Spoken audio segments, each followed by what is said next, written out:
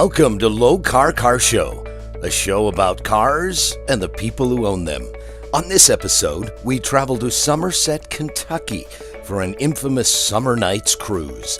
The theme for this Summer Nights cruise is Mopar Mania. You need to hang on to your seat because we're about to show you some monster Mopars. Take a look at this Purple Bee, a 1970 Dodge Super Bee. It's owned by Larry Lee and his wife, whom Larry says loves to drive. This is one rare Mopar since the Super Bee, as a standalone model, was only made for 3 years. The bumper and grille package on this car was only offered for one of those years. I just love the Super Bee because the front ends are so unique for the 1970 model year. It was completely different from anything else. It was a 1 year only deal. Just really unique. I've had about 20 years. We started restoring it probably in 2000. Pretty much went through the whole car. We did repaint, put new interior, rebuilt the engine. It's originally a factory 446 pack 4-speed, all original colors, all factory. Drives pretty good. It's, you know, they're more for straight line race or driving than around corners, but it does real well on the road. If you love Mopar and you love trucks, have we got something for you. This 1939 Dodge Brothers pickup is enough to make any American automobile fan jealous. You may know a little history about Dodge. Two brothers seeking a better quality vehicle founded the company. Well, this steel-bodied pickup is one that they considered superior at the time. Josh Clark is a fan in agreement with them. Josh, how did you come by this precious pickup? It was actually my uncle's pickup truck. He had it ever since I was little. He got it from saving aluminum cans and Coke bottles, and he bought a banjo with the money he saved and traded the banjo for a violin, and then traded the violin for a running and driving original truck when he was, I think, 14. And when I was little, we've always worked on it together and whatnot. And when he was fixing to sell it to somebody else, about the same day I pulled in the driveway and kind of took it off his hands. It was pro-streeted, had a tilt front end on it and a big blower motor in it, and I wanted to make something a little more practical as a driver. And we bought a 92 Dodge Dakota, and I pulled all that Chevrolet crap off of it and swapped it all over to everything Dodge, and made us a nice little driver, something we can get in and go to the grocery store in. And we ain't got a whole lot of money tied up in it, so you know, we can kick it and scratch it and repaint it come this winter. So it's got a 5-inch body drop on it. It's sitting on a roughly stock suspension for a Dakota. I plan on doing an air ride on it this winter and finishing all that up. It's just, you know, it's an all steel body truck minus the hood and the side fenders. It's just a neat old driver, you know, and we can go just about anywhere we want in it. Art Schlachter is the owner of this rare 1959 Plymouth Fury Sport. This is one of the last full-framed cars before unibodies were introduced in the 1960s, and this Fury is one of less than 100 known to still exist. Art can tell you everything you need to know about this car. He loves the flowing lines and is a true collector of automobiles. Take it away, Art. Okay, this is a 1959 Plymouth Sport Fury. There's less than 100 in existence today, and I've owned this car this is my 3rd year that I've owned this car. It's the last year for the full frame underneath the car. They went to unibody after 1960. And also, a lot of the trim on this car is stainless steel, which they don't put on cars anymore. So it's a wonderful car. It rides great. I drive it on the highway. I do not own a trailer. I like driving my cars. And I've had a lot of enjoyment and a lot of pleasant driving with it. This car has the push-button transmission. It's a very reliable transmission. It has swivel seats in the interior for ease of entry and access out of the car. It has the torsion bar suspension. It has the 318 cubic inch engine. The original engine is in it. And then it also has the spare tire. It's a fake spare tire on the trunk lid. And that was Chrysler's answer to Ford and Chevrolet's Continental kit that you see so often in the late 50s and 60s. Some people love it, some people hate it. It's just a matter of personal choice. Meet Corbett Combest and his 1951 Peterbilt that he rebuilt himself. Corbett has driven his Cummins-powered big rig cross-country, and with the airbags and air ride seats he loves too. He enjoys the car show community and passes out over 700 Tootsie Rolls every year on Memorial Day weekend at Somernites Cruise. Having a big time. I would have been here. I'm always here on the fourth Saturday at the cruise inn. Been parking in the same place 2 years. I spend the winter in Arizona, and I'm on my 9th trip in it to and from Arizona. I run up behind a Walmart truck, and I pull out, start to pass him, and he sticks his hand out the window, putting it down. I said, what the heck's wrong with him? And finally passed him, and it dawned on me when he slowed down so he could take my picture. So I slowed down for him. And I stop occasionally. They want me to pull in and kick the tires on it. Thanks for checking out the first 3 cars with us on today's show. Don't you dare go anywhere. We have more to come.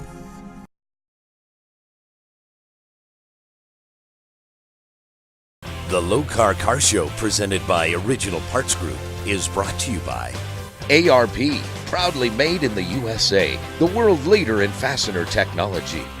Original Parts Group, world-class restoration parts. Lokar, quality, plain and simple. National Parts Depot, make your dream happen.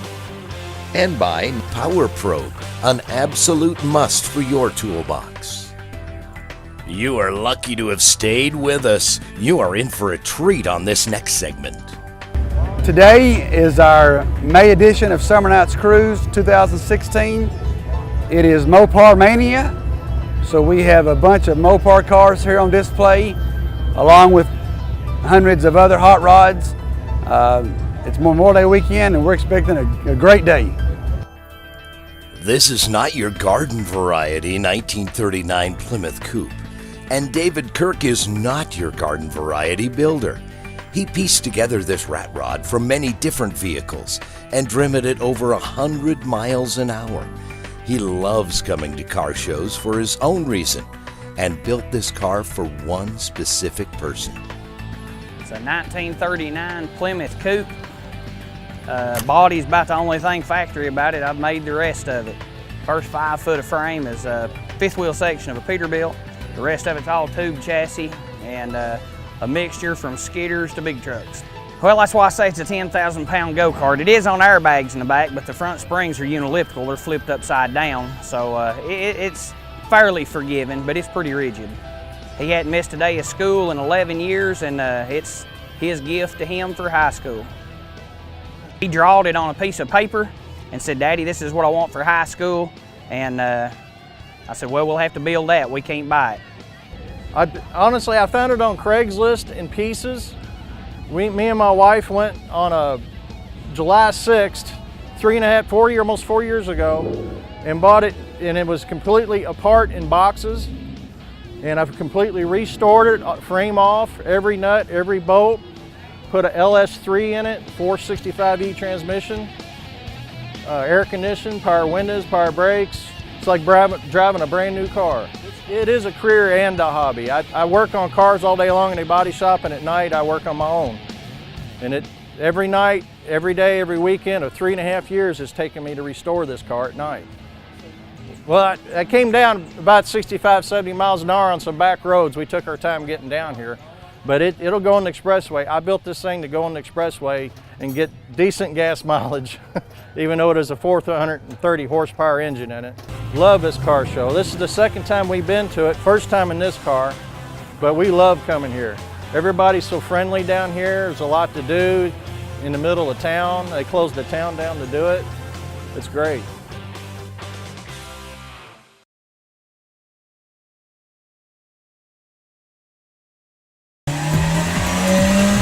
It's time for Lokar Lowdown with Kevin Ford.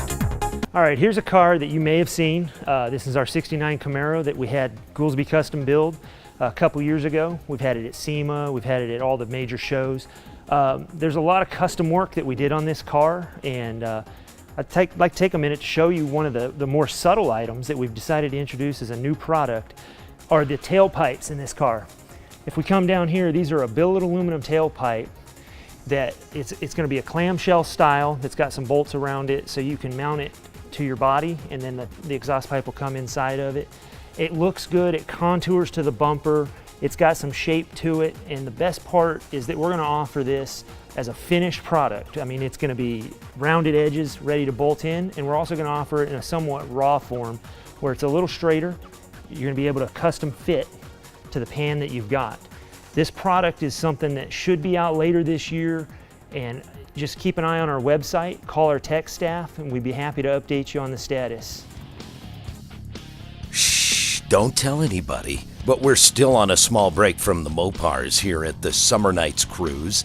The next car we're going to look at is this clean 1964 Comet Caliente.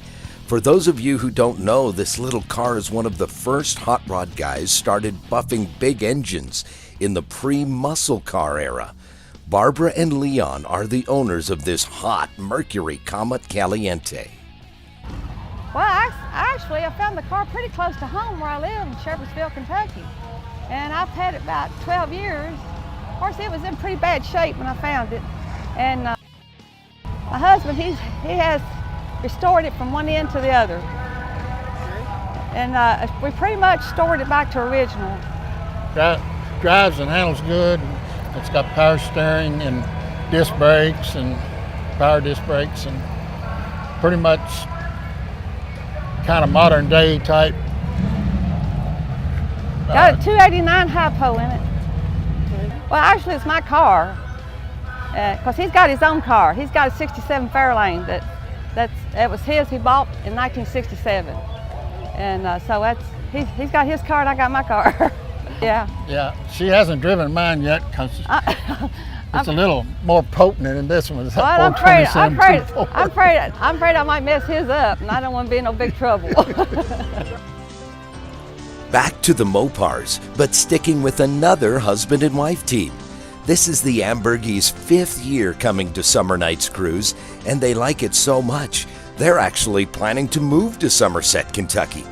Randy and Jessica pulled this 1973 Dodge Dart Sport from the weeds, and they say they did it because they are Mopar people.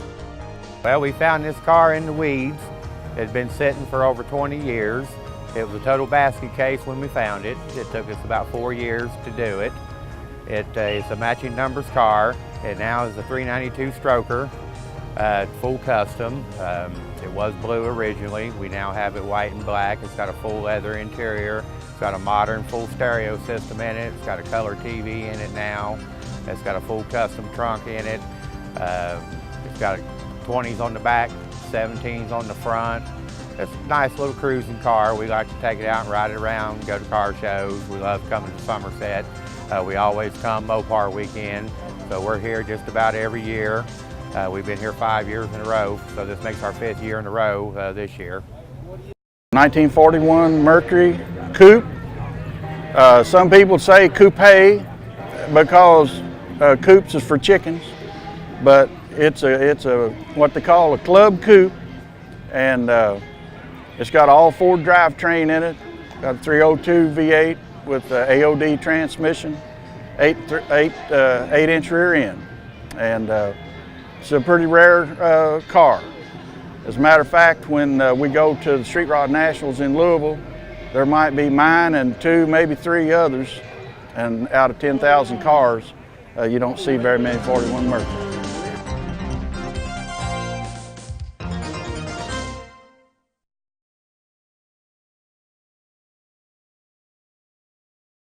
The Lokar Car Show, presented by Original Parts Group, is brought to you by Lokar, quality, plain and simple. Proline Tool and Supply, one tool, one operator, no problem. HE&M Saw, the saw that cuts straight. LMC Truck, restore, maintain, customize parts and accessories for Chevy, GMC, Ford, and Dodge trucks and SUVs. KBS Coatings, rust stops here. And by Power Probe, an absolute must for your toolbox. Resto Parts Restoration, powered by Original Parts Group. Not all cars are made the same. Here we have a good example of that using one of our early 70s and some of the late 60s GM inner fender wells and fenders. Most people try to install the inner fenders by mounting it on the inside of the lip. What happens then is you have no alignment on your front end. Your fenders, your hood, everything is out of whack, and we get a lot of phone calls wondering what's the problem. Here's the problem. They actually sat on the outside of the wheel well using these steel clips. It is visual. You do see it on some of the cars, but that's the way the factory did it. First thing you got to do is install your inner fender clips for your sheet metal attachment. You want to use a hammer to mount it in place, soft hammer. Okay, there's a little bit of play on these clips. That's the way the factory did it. That gives you a little bit of alignment and room to jiggle around with your inner fender when you install it. Now let me get the inner fender. Now it's easy to understand why people would get confused and try to install the inner fender on the back side of the actual fender. It would look cleaner, but that's not the way GM did it. GM did install this with it sitting on top of the lip. Now, not only does that save you time, it also saves you a headache when you're trying to line your front end. Now, what you want to do is line it up to the holes, put some loose bolts in there, line up your front end, your hood, anything you're doing if you're working on that part of your car. And then once you're all done with the exterior sheet metal, go ahead and finally cinch down all your screws. When you're done, it'll look just like the factory. I have a 1965 Plymouth Fury 3, 2.5-year build. Floor pans, trunk pans, everything's been replaced on the car. Has a 318 wide block poly factory 2-barrel. We did restore the air conditioner on the car, went through it completely, put new tanks on the car, so it's all original. Well, I'm originally a GM person. I had never restored a Mopar, so I chose to do this car because it was a factory air car. And of course, I've been building muscle cars for 40 years. This was new to me and a new experience. It's a 1954 Chevrolet 3100 series. Had it for about 4 years. Fixed it up, got a new motor in it, transmission. Had it reupholstered, lady upholstered for me. I've had it about 4 years. Just a driver. We drive it just about everywhere we can go with it. Nothing fancy, just what you see, what you see. I'm here every week, every month, and it's never changed any. People come, you find a different car here every time. It's just a wonderful place to be. Somerset's a fine town. Of course, I'm from Corbin, Kentucky, and I'm a city commissioner over in Corbin, Kentucky. But now, we have one over there about every month for 4 months, but that's all. They had these from April to October, and it's fantastic. They'll have 1,200–1,300 cars over here. I started the frame on it in 2007 in my garage, built it all myself, and did the body work, built a 496 blower motor for it, set it down in there, turbo 400 transmission, narrowed rear end with 18 wide tires and tubbed out, and I've had a blast out of it. It's Probably around 1,000 horsepower. Got a 1071 blower on the 496 stroker engine. It was a 454 board 60 stroker crank, and it makes it a 496. And we never had it dyno, but from what we read and what we see, everybody else with the same motors or something similar, somewhere's around 1,000 horsepower. I'm an old man. When I was a young fella, I wanted me a blower engine. Took this long. I'm 64 now, and I've got me a blower motor. It's a 468, got an 871 blower on it, somewhere around 900 horsepower on it. So just a great car, fun to drive. Burn them just as long as you want to stay in the gas if you want to do that. I gave it to my son for his graduation. He graduated high school, something I didn't do. I decided I need to work as a young teenager. Went and got a job driving, hauling coal in the coal fields and running heavy equipment later on. And he graduated high school, and the night of his graduation, we had a sign made. His name's Zach. We wrote Pro Zach on that sign because of the Pro Streeted car. Had the keys taped to it and said, "Bless you, son. You've been a good boy. God's blessed us with you, and we're proud to give you this car." This is the greatest car show on earth. I'm sure there are bigger ones. Some people might even say better ones, but this is just all free. People constantly, well, here today, just constantly going through here, have extra excitement going on all the time. And such a great group of men and women that work this show that we know personally. It's just a great, great show. Make sure you pit in here on Lokar Car Show next week. We're planning to bring you some of the most rare Pontiacs you'll see from Pigeon Forge, Tennessee. You won't want to miss these one-of-a-kind cars at the Pontiacs in Pigeon Forge Car Show.